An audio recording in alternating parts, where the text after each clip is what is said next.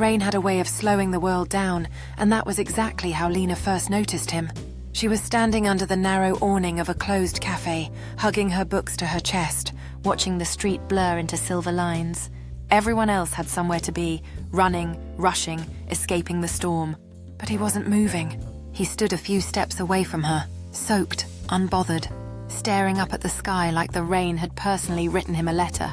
"You know there's shelter here, right?" Lena called out, half amused.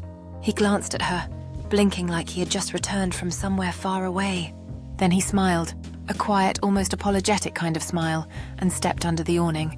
"Thanks," he said. "I didn't notice." "That's concerning," she laughed. "Most people notice rain." "I do," he replied. "I just don't always mind it." There was something strange about that answer, but not in a bad way. It made her curious. They started talking. About nothing at first. The weather, the closed cafe, how long the rain might last. Then about everything. Favorite books, childhood dreams, the kind of life they thought they wanted, and the kind they were afraid to live. Minutes stretched. The rain softened.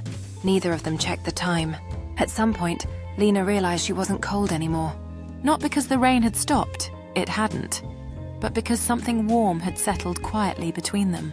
When the drizzle finally faded into mist, the world began moving again. People returned. Cars passed. Life resumed. "I guess this is where we go back to being strangers," Lena said, trying to sound casual. He looked at her, that same thoughtful expression returning.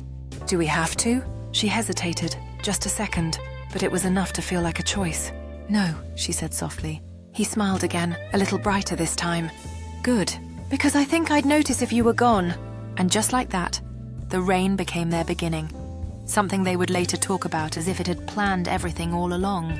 Years from then, on quieter days, Lena would still remember how the world paused just long enough for two strangers to find each other and decide not to let go.